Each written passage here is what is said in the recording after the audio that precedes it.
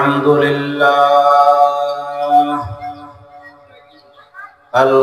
لله شارع الأحكام،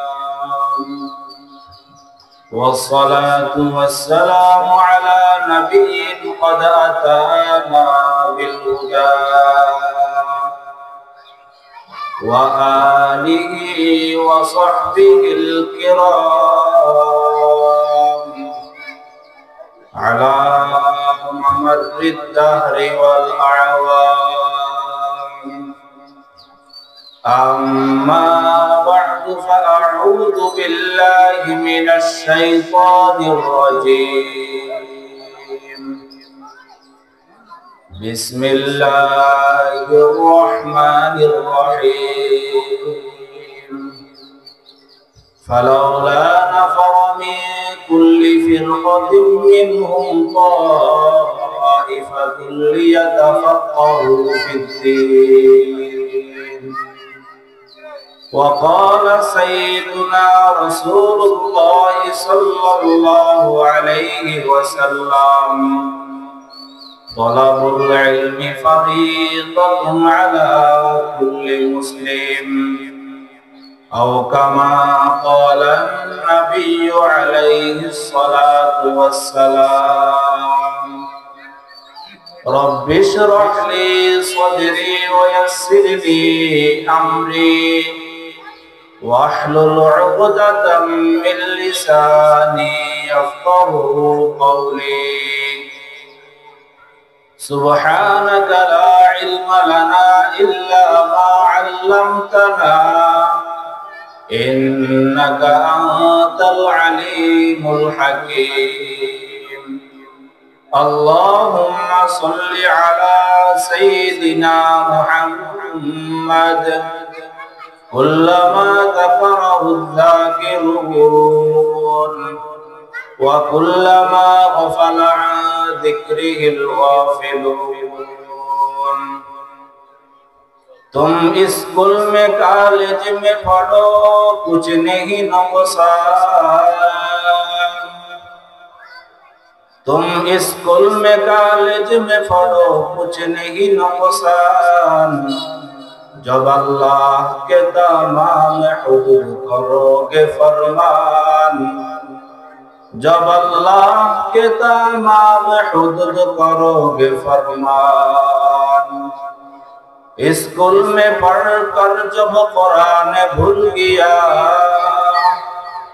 college में पढ़कर जब कुरान छोड़ दिया, अफसोस अज़ाब ठिकाना है हाविया, अफसोस अज़ाब ठिकाना है हाविया। फदुआ दिगरफाड़ तालीमुल कुरान इस्लामिया मदरसा ও ফদুয়া দিগিরফা ইসলাম মসজিদের উদ্যোগে বার্ষিক ওয়াজ মাহফিলের সম্মানিত সভাপতি, উপস্থিত সর্বস্তরের মুসলিম ভাই এবং পর্দার আড়ালে অবস্থানরত সম্মানিত শ্রদ্ধেয় মা বোনেরা, সর্বপ্রথম মহান আল্লাহ তাআলার দরবারে শুকরিয়া আদায় করছি যে মহান আল্লাহ পাক সুবহানাহু ওয়া তাআলা আমাদেরকে আজকের এই মহতি মাহফিলে অংশগ্রহণ করার তৌফিক দান করেছেন। শুকরিয়া তান সকলেই বলি আলহামদুলিল্লাহ। প্রিয় উপস্থিতি, আমাদের বানানে ওয়ালা আল্লাহ তাআলা। মানুষ মাত্রই দুর্বল। আল্লাহ তাআলা বলেন খলিকাল ইনসানু দাঈফা, মানুষকে অত্যন্ত দুর্বল করে সৃষ্টি করা হয়েছে। কিন্তু মানুষ যদিও দুর্বল, কিন্তু মানুষকে আল্লাহ তাআলা দুনিয়াতে প্রেরণ করার পর এমন কিছু নিয়ম পদ্ধতি, এমন কিছু রাস্তা আল্লাহ তাআলা মানুষের জন্য রেখে দিয়েছেন, দুর্বল হওয়া সত্ত্বেও সকল সৃষ্টি কায়নাতের মাঝে মানুষ সর্বশ্রেষ্ঠ হয়ে যায়। আল্লাহ রাসূল সাল্লাল্লাহু আলাইহি ওয়াসাল্লাম বলেন, ক্বালা রাসূলুল্লাহ সাল্লাল্লাহু আলাইহি ওয়াসাল্লাম, ইন্নাল্লাহা ফাদ্দালা ফাদ্দালানি আলাল আম্বিয়া ওয়া ফাদ্দালা উম্মতি আলাল উমাম। মানুষ তো দুর্বল, তবে মানুষের শ্রেষ্ঠত্ব আছে। মানুষকে আল্লাহ তাআলা বিভিন্ন প্রকার বৈশিষ্ট্য দিয়ে সৃষ্টি করেছেন, যদিও মানুষ দুর্বল বটে। প্রথমত তো আল্লাহ তাআলা আমাদেরকে মানুষ রূপে সৃষ্টি করেছেন। আল্লাহ পাকের সৃষ্টি জগতের মধ্যে অনেক সৃষ্টি আছে, পশু পাখি, গাছপালা, তরুলতা ইত্যাদি।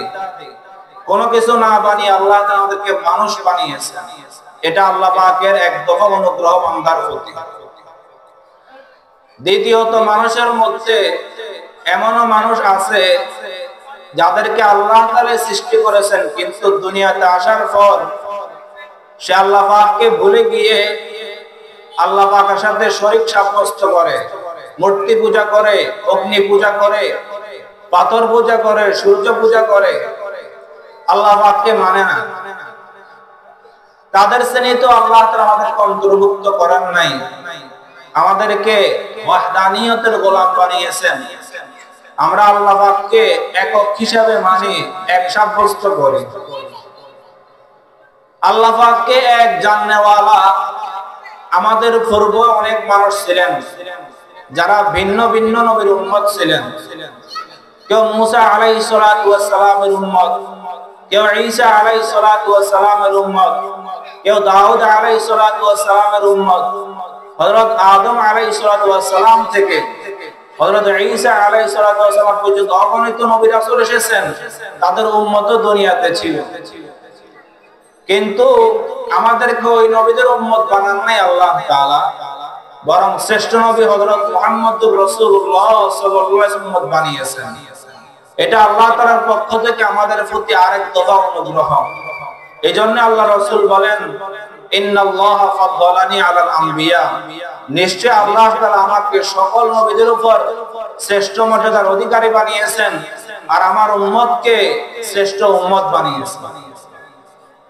আমরা শ্রেষ্ঠ, আমাদের নবীও শ্রেষ্ঠ। নবীর উপর যে কোরআন অবতীর্ণ হয়েছে তাও শ্রেষ্ঠ। এই কোরআন যে মাসে অবতীর্ণ হয়েছে ওই মাসটাও শ্রেষ্ঠ। আর যোগে যোগে যারা এই কোরআনের সাথে, মাদ্রাসার সাথে, দ্বীনের সাথে সম্পর্ক রাখবে, আল্লাহ তাআলাও তাদেরকেও শ্রেষ্ঠ বানিয়ে দিবেন। সুবহানাল্লাহ। এই জন্যই ইসলামের সর্বপ্রথম যে শিক্ষা, অন্যান্য মাখলুকাত শিক্ষার আলোয় আলোকিত হতে পারে না।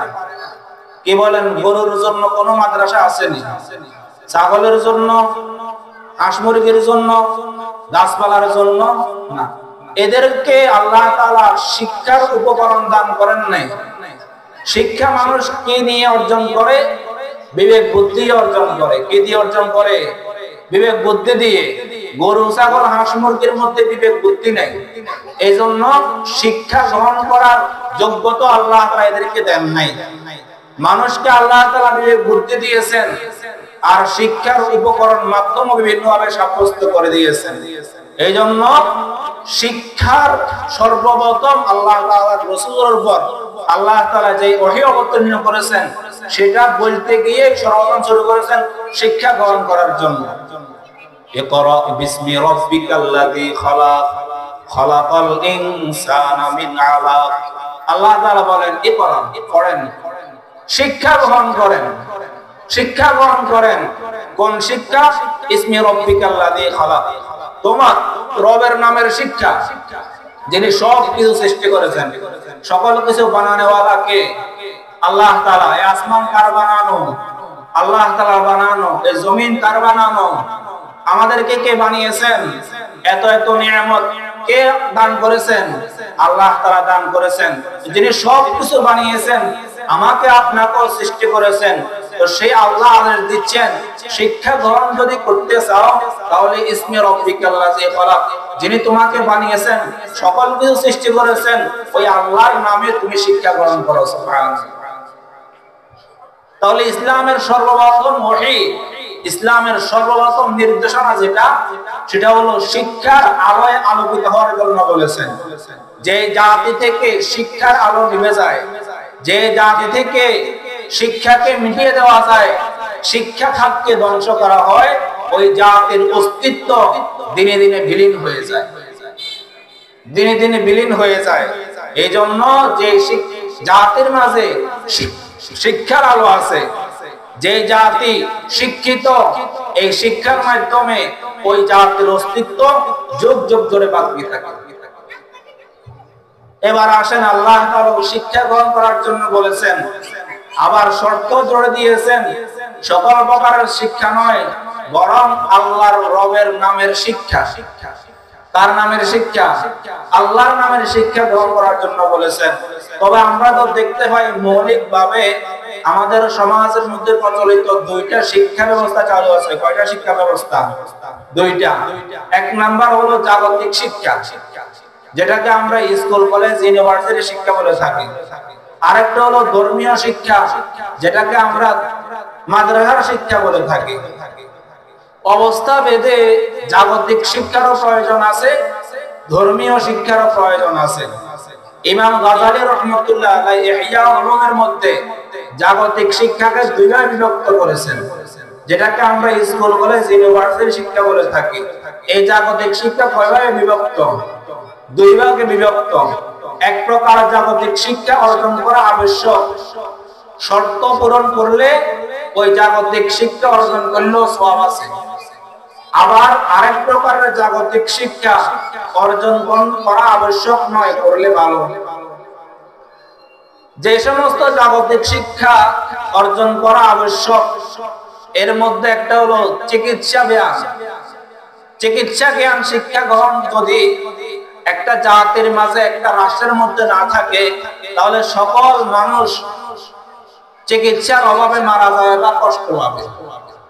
তাহলে চিকিৎসা জ্ঞান অর্জন করা আবশ্যক। ডাক্তার অবশ্যই থাকতে হবে একটা সমাজের মধ্যে, একটা রাষ্ট্রের মধ্যে, একটা দেশের মধ্যে। ডাক্তার না থাকলে মানুষ চিকিৎসার অভাবে কষ্ট পাবে। গণিত শিক্ষা মানুষের জন্য আবশ্যক। গণিত যদি মানুষ না শিখে, তাহলে মানুষের লেনদেন যে প্রক্রিয়া পদ্ধতি আছে, সুদ মুক্ত কোনটা, সুদ মিশ্রণ কোনটা, এছাড়াও অর্থনৈতিক যে সমস্ত লেনদেন আছে, গণিত শিক্ষা না জানলে মানুষ বিপাকে পড়ে যাবে। স্বয়ং আল্লাহর নবী সাল্লাল্লাহু আলাইহি ওয়াসাল্লাম ইরশাদ করেছেন, ক্বালা রাসূলুল্লাহ সাল্লাল্লাহু আলাইহি ওয়াসাল্লাম, তাআল্লামুল ফারাইজ ওয়া আল্লিমুহান নাস ফা ইন্নাহা রিজকুল ইলমি। আল্লাহ রাসূল বলেন, তোমরা ফারাইজের শিক্ষা গ্রহণ করো। মৃত ব্যক্তির ওয়ারিসদের মাঝে তার ত্যায্য সম্পত্তি কিভাবে বন্টন হবে, কোন পদ্ধতিতে বন্টন হবে, এই শিক্ষা তোমরা অর্জন করো এবং মানুষকে শিক্ষা দাও, হিসাব নিকাশের শিক্ষা। তাহলে জাগতিক শিক্ষা কয় প্রকার বললাম? দুই প্রকার। এক প্রকারের জাগতিক শিক্ষা আবশ্যকীয়, চিকিৎসা জ্ঞান মানুষকে শিখতে হবে, গণিতের জ্ঞান মানুষকে শিক্ষা গ্রহণ করতে হবে, না হয় মানুষ বিপাকে পড়ে যাবে।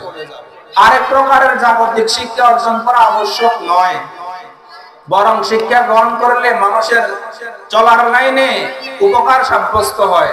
কৃষি শিক্ষা এবং মানুষের স্বাভাবিক জীবনযাপনের জন্য যে সমস্ত শিক্ষাগুলো দরকার, এগুলা শিক্ষা গ্রহণ করা। তাহলে জাগতিক শিক্ষার মধ্যে এক প্রকারের শিক্ষা গ্রহণ করা আবশ্যক, আর প্রকারের শিক্ষা অর্জন করা আবশ্যক নয়, বরং উত্তম। আরেক প্রকারের শিক্ষা হলো ধর্মীয় শিক্ষা।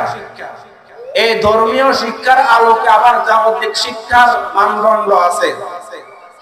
জাগতিক শিক্ষা অর্জন করবে, কোনো অসুবিধা নেই, কিন্তু ওই জাগতিক শিক্ষাকে মাপতে হবে ধর্মীয় শিক্ষা দ্বারায়।